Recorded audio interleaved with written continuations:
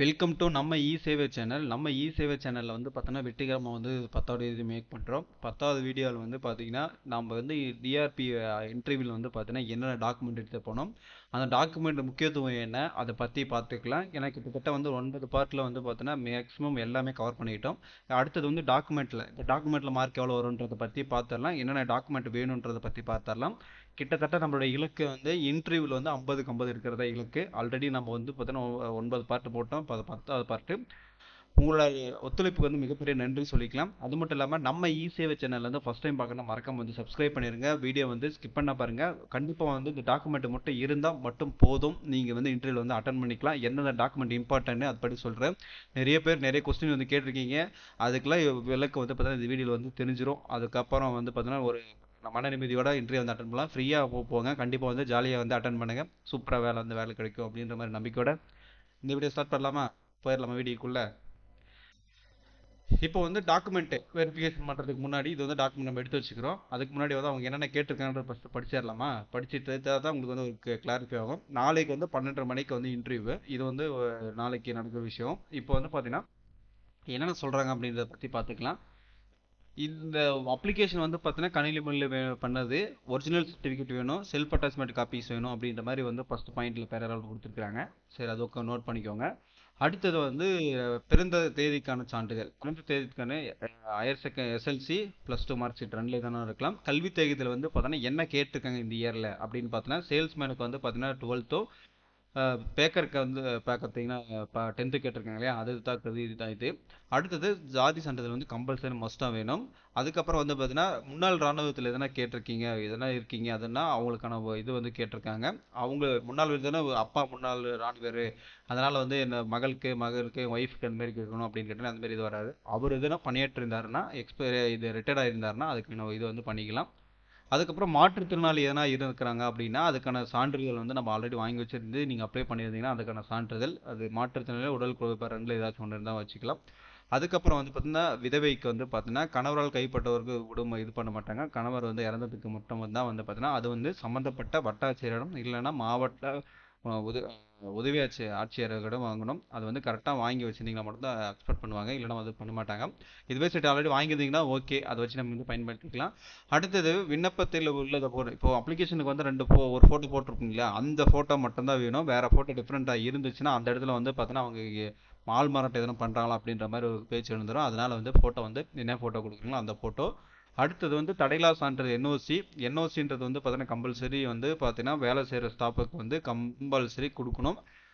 அப்படி இல்லை அப்படின்னா நீங்கள் வந்து வேண்டியதில்லை, அதை பற்றி தெரிஞ்சுக்கலாம். அதுக்கப்புறம் பிஎஸ்டிஎம் பற்றி நம்ம வந்து பேசலாம். அதுக்கப்புறம் முதல் பட்டதாரி கலப்பு திருமணம் இது போட்டுக்கலாம். அது போல விண்ணப்பத்தில் நேரத்தில் தவறாக கலந்து கொள்ளுங்க. இதுதான் வந்து பார்த்தீங்கன்னா அப்ளிகேஷன் போட்டுக்கிற விஷயம். இதை வந்து நம்ம வந்து பார்த்தீங்கன்னா எப்படி வந்து நம்ம எடுத்துருக்கோம் அப்படின்றத வந்து பார்க்கலாம். இப்போ வந்து என்னென்னா இப்போ வந்து நம்ம வந்து ஃபர்ஸ்ட் வந்து தனிநபர் சான்றிதழ்லாம் என்ன அப்படின்னு கேட்டிங்கன்னா, ஆல்ரெடி வந்து முதல் பட்டதாரி வந்து நம்ம ஆல்ரெடி வாங்கி வச்சிருப்போம். அது வந்து ஆப்ஷனலாக வந்து பார்த்தோன்னா ஆப்ஷன் தான். இது வந்து மெயின் கம்பல்சரி கிடையாது. எல்லாருக்கும் வேணுமே கேட்டலாம் கிடையாது. இது வந்து முதல் பட்டதாரி வாங்கியிருந்தீங்கன்னா உங்களுக்கு வந்து அடிஷ்னல் வந்து மார்க் கிடைக்கும். இது வந்து அப்ளிகேஷனில் வந்து எந்த இடத்துல அப்ளை பண்ணியிருக்க மாட்டாங்க. இது வந்து டைரெக்டாக கொடுக்குறது விஷயம். அதுக்கப்புறம் வந்து பார்த்தோன்னா கலப்பு திருமணம் எதனா பண்ணியிருந்தீங்க அப்படின்னு பார்த்தீங்கன்னா அவது வந்து 8 படிக்கலாம் உங்களுக்கு அடிஷ்னல் வந்து பெனிஃபிட் கொடுப்பாங்க. இதில் வந்து பார்த்தோன்னா எக்ஸாம்பிள் சொல்கிறேனே, முதல் பட்டதாரிக்கு ஒரு 2 மார்க்கு, கலப்பு திருமணத்துக்கு 2 மார்க்கு, தமிழ் வழி சான்றிதழ் பிஎஸ்டிஎம்க்கு வந்து 2 மார்க்கு, இந்த மாதிரி வந்து தனித்தனி மார்க்குங்கள்லாம் வந்து பார்த்தீங்கன்னா கொடுப்பாங்க. அதுக்காக தமிழ் வழி சான்றிதழ் வந்து பார்த்தோன்னா இது வந்து பிஎஸ்டிஎம் சொல்லுவாங்க. இது வந்து பிஎஸ்டிஎம் சொல்லுவாங்க. அது வந்து கம்பல்சரி வந்து ஆன்லைனில் அப்ளை பண்ணதான் கேட்குறாங்க. ஆல்ரெடி வந்து போன இயரில் வந்து பார்த்தீங்கன்னா ஆஃப்லைனையும் அக்செப்ட் பண்ணிட்டாங்க, ஆன்லைனில் அக்செப்ட் பண்ணிட்டாங்க. லாஸ்ட் டைமில் அந்த வந்து வெளியே இருந்தனால. ஆனால் இந்த இயர் வந்து பார்த்தீங்கன்னா ஆன்லைனுக்கு தான் கேட்டிருக்காங்க. ஆனால் இப்போ முடிஞ்ச அளவுக்கு ஆன்லைனில் எடுத்துகிட்டு போங்க. ஆஃப்லைன் எடுத்துகிட்டு போங்க அந்த இடத்துல வந்து. ஆனால் பட் வந்து ஆன்லைனில் சப்மிட் பண்ணிங்களா ஓகே, இது பண்ண வேண்டியதில்லை. அதேமாதிரி புகைப்படம் வந்து பார்த்தீங்கன்னா பாஸ்போர்ட் 2 வேணும். அது வந்து இம்பார்ட்டன்ட். இப்போ வந்து பார்த்தீங்கன்னா ஆப்ஷனல் போட்டுக்கு வந்து எடுத்து போனீங்கன்னா உங்களுக்கு முன்னுரிமை வழங்கப்படும். அது இருந்தால் அதுக்கான கேட்டகரியில் நீங்கள் இருந்தீங்கன்னா முன்னுரிமை வழங்கப்படும், இல்லைனா இல்லை. இது வந்து பார்த்தீங்கன்னா கம்பல்சரி வந்து புகைப்படம் எடுத்துகிட்டு போகணும்.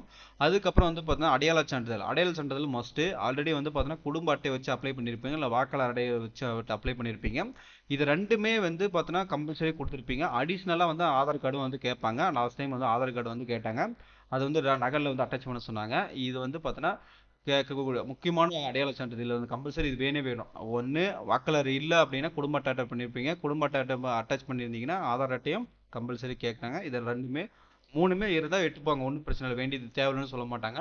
அவன் வாங்கி வச்சுப்பாங்க. அதுக்கப்புறம் கல்வி சான்றிதழ். இப்போ வந்து பார்த்தீங்கன்னா சேல்ஸ்மேனுக்கு எடுத்துகிட்டு போனீங்கன்னா +2 மதிப்பெண் வேணும். அதே மாதிரி இப்போ பேக்கருக்கு வந்து 10வது மார்க் ஷீட் வேணும். இப்போ வந்து இப்போ சேல்ஸ்மேன் தானே போகிறோம், எனக்கு +2 மட்டும் தான் இருக்குது, 10th இல்லைன்னா எதுக்காக 10th எட்டு போக சொல்கிறோம் அப்படின்னா இது ஏஜ் ப்ரூஃப்காக வந்து பார்த்தீங்கன்னா ஒரு அட்டாச் பண்ணல, அது வந்து 10th யூஸ் பண்ணிவிட்டு +2 வந்து நீங்கள் மார்க்குக்காக யூஸ் பண்ணிப்பாங்க. அதனால் வந்து ரெண்டுமே எடுத்துகிட்டு போங்க. இது வந்து நிறைய பேர் என்ன பண்ணுறாங்கன்னா, இப்போ டிசி இருக்குது வேண்டாமா, எனக்கு வந்து காலேஜில் இருக்குது அந்த மாதிரி அந்த டிசி இருக்குது, டிசி இருக்குது காலேஜில் அப்ளை பண்ணிட்டேன், இப்படி பண்ணிட்டேன் அப்படி பண்ணிட்டேன்னா சொன்னால் ஹெட்மாஸ்டருக்கு சைன் வாங்கினீங்க அப்படி இப்படின்னு இதெல்லாம் நிறைய பேர் கருத்துக்களை சொன்னீங்க. ஏன்னா பட்டா உங்களோட சூழ்நிலை புரியுது. ஆனால் பட் வந்து அவங்க வந்து ஏற்றுக்க மாட்டாங்க. அந்த இடத்துல வந்து நம்மளை வந்து எப்படி ரிஜெக்ட் பண்ணணும் அப்படின்ற நோக்கத்தை தான் பார்ப்பாங்க. அவங்க வந்து உங்களுக்கு வேலை கொடுக்கணும் உங்களுக்கு கம்பல்சரி கட்டாயம் கிடையாது. அவங்கள எப்படி தூக்கி விட்டு வேற ஆளுக்கு யாரை எப்படி வேலை கொடுக்கணும் அப்படின்ற நல்ல ஆளை கொடுக்கணும் அப்படின்ற மாதிரி எண்ணத்தில் தான் இருப்பாங்க. ஆனால் பட் வந்து நீங்கள் வந்து எல்லாமே எடுத்து போனீங்கன்னா அந்த வாய்ப்பு நம்மளுக்கு கிடைச்சா நம்மளுக்கு மிகப்பெரிய ஒரு இதாக இருக்கும் இல்லையா. அதனால 10th mark sheet 12th mark sheet compulsory எடுத்துக்கோங்க. டிசி கீஸ் எதுவுமே இது அடிஷ்னல் எடுத்து வேண்டாம், இது எடுத்துக்கோங்க. அடுத்தது சமூகத்தின் சான்றிதழ் கம்யூனிட்டி சர்டிஃபிகேட் வந்து மெயின் இம்பார்ட்டன்ட். நீங்கள் கம்யூனிட்டி எந்த கம்யூனிட்டியில் வந்து நீங்கள் அப்ளை பண்ணீங்க அந்த கம்யூனிட்டி வந்து எடுத்துகிட்டு போயிட்டு அவங்க வெரிஃபை பண்ணுவாங்க. அப்ளிகேஷன் கம்யூனிட்டி நம்பரும் அதுக்கப்புறம் வந்து பார்த்தீங்கன்னா இப்போ நீங்கள் அப்ளை பண்ணிங்க நம்பரெல்லாம் செக் பண்ணி பார்ப்பாங்க. அது மட்டும் இல்லாமல் கம்யூனிட்டி சர்டிஃபிகேட் வந்து புதுசாக வேணுமான்னு கேட்டிங்களா, அப்படிலாம் இல்லை. உங்கள் பேரில் கரெக்டாக நேம் பிளே இல்லாமல் கரெக்டாக இருந்துச்சுன்னா வச்சுக்கோங்களேன், கம்யூனிட்டி சர்டிஃபிகேட் பழசாக இருந்தாலும் சரி புதுசாக இருந்தாலும் சரி எதை வேணால் எடுத்துவாங்க. ஆனால் கம்யூனிட்டி சர்டிஃபிகேட் உங்கள் பேரில் இருந்தால் ஓகே, வேறு எந்த பிரச்சனையும் கிடையாது. நீங்கள் வந்து அந்த இடத்துல போய் குழப்பிக்காதீங்க. கம்யூனிட்டி சர்டிஃபிகேட் இப்போ உங்களுக்கு ஏதோ ஒன்று இருந்தால் போதும். அதே மாதிரி உங்கள் ஃபேமிலி எடுத்து அதை மாதிரி எடுத்து போகக்கூடாது. உங்கள் பேரில் இருக்கிறது மட்டும் தான் அலோவ் பண்ணணும். அதுக்கப்புறம் வந்து டிஆர்பி வெப்சைட்டில் அப்ளை பண்ண அப்ளிகேஷன் வந்து நீங்கள் ஆல்ரெடி வந்து டவுன்லோட் பண்ணியிருப்பீங்க. இருந்தாலும் டவுன்லோட் பண்ணி இப்போ வேணும்னா டவுன்லோட் பண்ணிக்கோங்க. அதே மாதிரி ஆல் டிக்கெட்டும் டவுன்லோட் பண்ணிக்கோங்க. அதுக்கப்புறம் வந்து சிறப்பு சான்றிதழ் வந்து பார்த்தீங்கன்னா முன்னாள் இராணுவத்தில் வந்து கேட்குறீங்க அப்படின்னா சிறப்பு சான்றிதழ் வந்து பார்த்தீங்கன்னா கம்பல்சரி தேவை.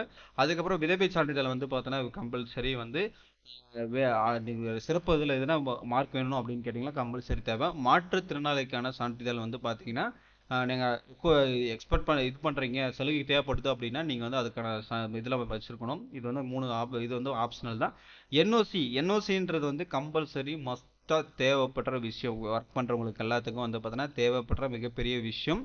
இல்லைனா வந்து பார்த்தீங்கன்னா நீங்கள் ஒர்க் பண்ணி உங்கள் ஆதார் கார்டில் வந்து பார்த்தீங்கன்னா யூஏஎன் நம்பரை வந்து லிங்க் பண்ணியிருக்காங்க அப்படின்னு பார்த்தீங்கன்னா பிஎஃப் கிளியர் பண்ணும்போது உங்களுக்கு ஆல்ரெடி நீங்கள் வந்து என்ஓசி வாங்கியிருக்கீங்களான்னு செக் பண்ணுவாங்க. இப்போ வந்து நீங்கள் செலெக்ஷன் முடிச்சுட்டு அதுக்கப்புறம் போனால் கூட ஃபைனலில் வந்து பார்த்தீங்கன்னா உங்களுக்கு ஜாப் ஒர்க் ஆர்டர் கொடுக்குறாங்களா அந்த இடத்துல வந்து பார்த்தீங்கன்னா ரிஜெக்ட் பண்ணிடுவாங்க. அதனால வந்து முடிஞ்ச அளவுக்கு என்ஓசி ஒர்க் பண்ணிங்கன்னா வாங்கிடுங்க, இல்லைன்னா பிரச்சனை இல்லை. சரிங்களா. அடுத்தது வந்து பார்த்தீங்கன்னா இன்னொன்று வந்து ஸ்பெஷலாக அடுத்தது வந்து பார்த்தீங்கன்னா ஸ்போர்ட்ஸ் சர்டிஃபிகேட் வந்து கம்பல்சரி மோஸ்ட்டாக தேவை. எதனா டிஸ்ட்ரிக்ட் லெவல் ஸ்டேட் லெவல் அப்படி இருந்தீங்களா உங்களுக்கு வந்து முன்னுரிமை வழங்கப்படும். லோக்கலில் வந்து ஸ்கூல் லெவலில் இது லெவல் வாங்கினா முன்னுரிமை வழங்காது. நீங்கள் வந்து ஒரு டிஸ்ட்ரிக்ட் லெவலில் ஒரு ஸ்டேட் லெவலில் இன்டர்நேஷ்னல் லெவலில் ஏதாச்சும் விளையாடிருக்கீங்க அப்படின்னா உங்களுக்கு வந்து முன்னுரிமை வழங்கப்படும். இதெல்லாம் வந்து சிறப்பு சான்றிதழாக இருக்கும். இதெல்லாம் வந்து பார்த்தோன்னா இதுக்கெல்லாம் ஒரு மார்க் 2 மார்க் போட்டால் கூட நீங்கள் இன்டர்வியூவில் வந்து கம்மியாக மார்க் எடுத்தால் கூட உங்களுக்கு ஒரு வாய்ப்பாக இருக்குது. நீங்கள் வந்து வெற்றி பெறத்துக்கு மிகப்பெரிய ஒரு வாய்ப்பாக இருக்கும்.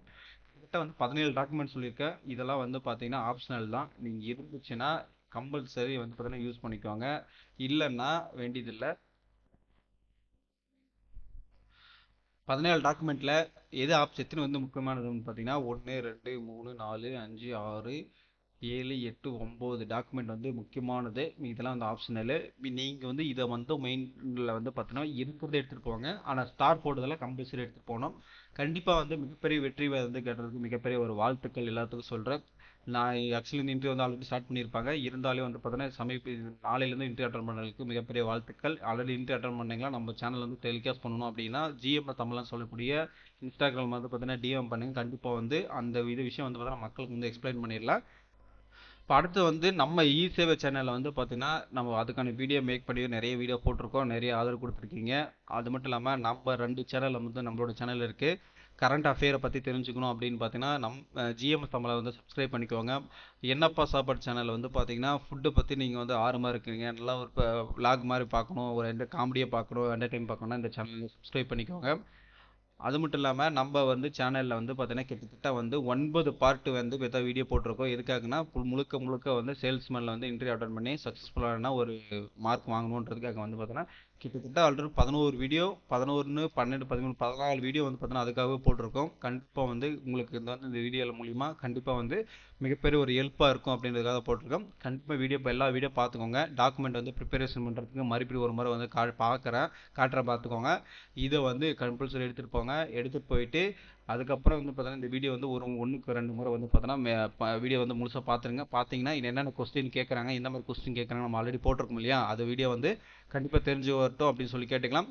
இந்த வீடியோ பற்றி என்ன நினைக்கிறீங்களோ அந்த கமெண்ட் பண்ணுங்க. வேற ஏதாச்சும் டவுட் இருந்தாலும் சொல்லுங்க. கண்டிப்பாக வந்து நாளைக்கெல்லாம் இன்டர்வியூ அட்டன் பண்ணுறதுக்குள்ள முன்னாடி வந்து என்னென்ன கிளியர் பண்ணிக்கலாம். Bye by.